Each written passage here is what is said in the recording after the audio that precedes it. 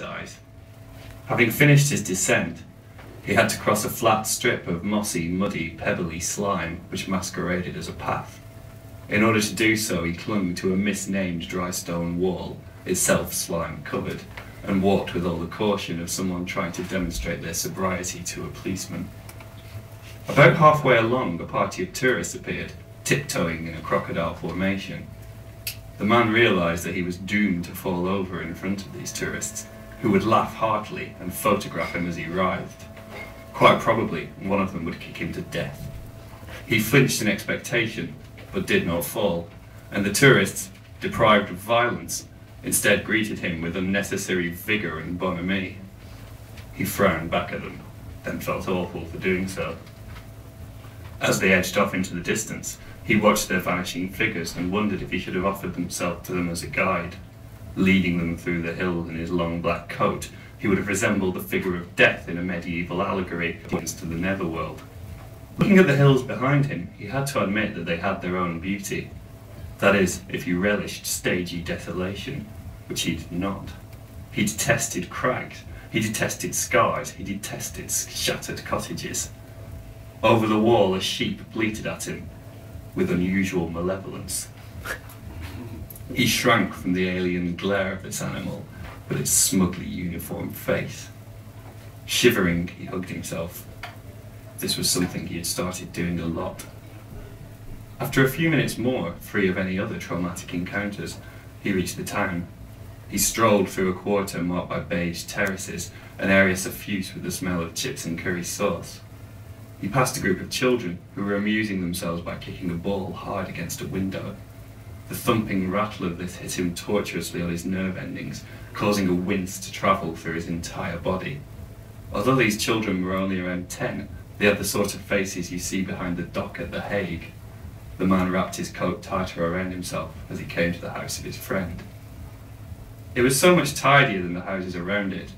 The path was rimmed by flowers, the windows were sparklingly bright. He rang the doorbell and waited the customary 5 minutes for someone to appear. "Oh, hello," said his friend, with his usual air of benign distraction.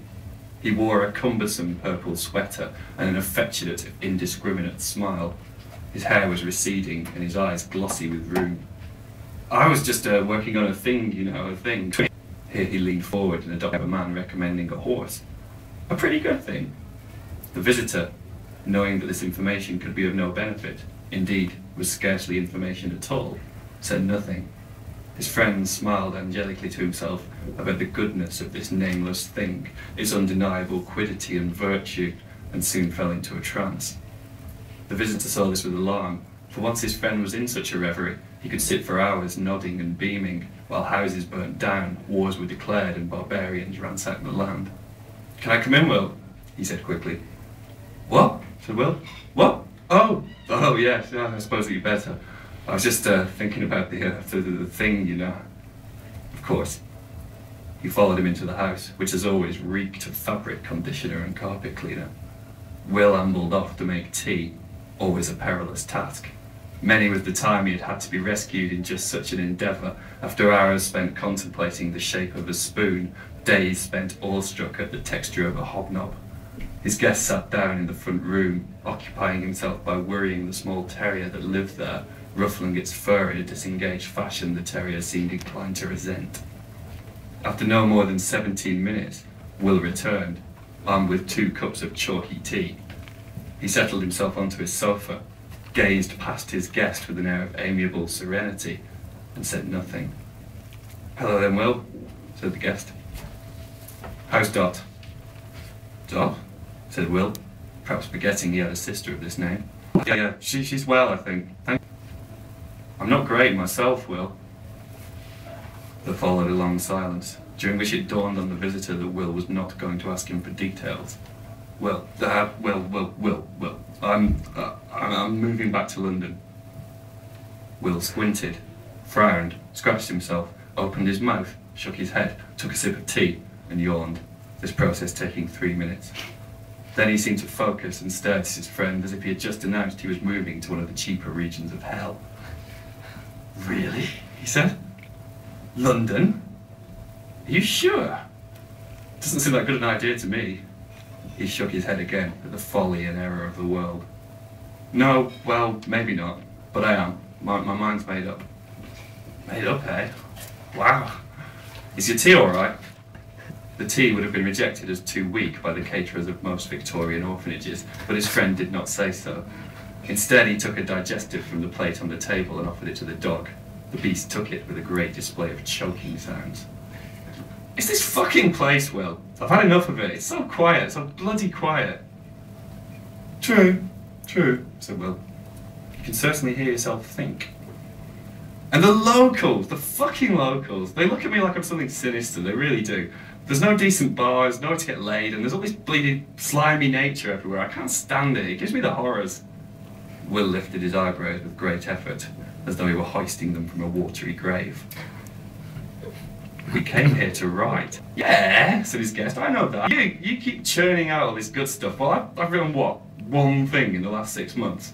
Now, admittedly, it was pretty good. He paused for agreement, but none came. But I ought to do more, and I can't here. It doesn't inspire me. Will seemed deeply perplexed by this statement.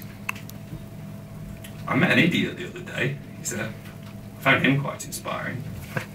I find no inspiration in imbecility, Will, none at all. Really? Said Will, seeming genuinely surprised at this. Oh, right. I think you worry too much, though. Solitude is what we came for, isn't it? Solitude? Solitude is... He strained for an epigram. Solitude is fucking boring, Will. Will looked rather hurt at this, for solitude was a particular friend of his. I have to tell you, said the guest, I've been taking stuff I shouldn't. You've been stealing? No, Will, not stealing drugs. Lots of them. More than I should have. Well, I shouldn't take any, but you know what I mean. Will sighed. And you think living in the metropolis would be a good way of dealing with this problem? The guest cuddled himself and hunched in his chair. All fight was gone, crushed out of him by his mild old friend who he couldn't help but fear more than anyone.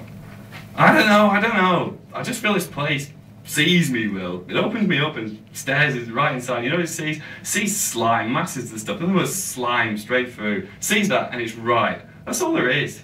Christ, Will, I've been having such weird dreams. He covered his face and sensed, without looking, that Will had received and stood before him. He thought that his friend was about to touch him, was about to rest a hand for the slightest second. His shoulders were desperate for this assurance, this brief symbol of comprehension. But Will did not touch him. I'll get another tea, shall I, Sam? Said Will, and left the room. Sam looked up and saw he was alone.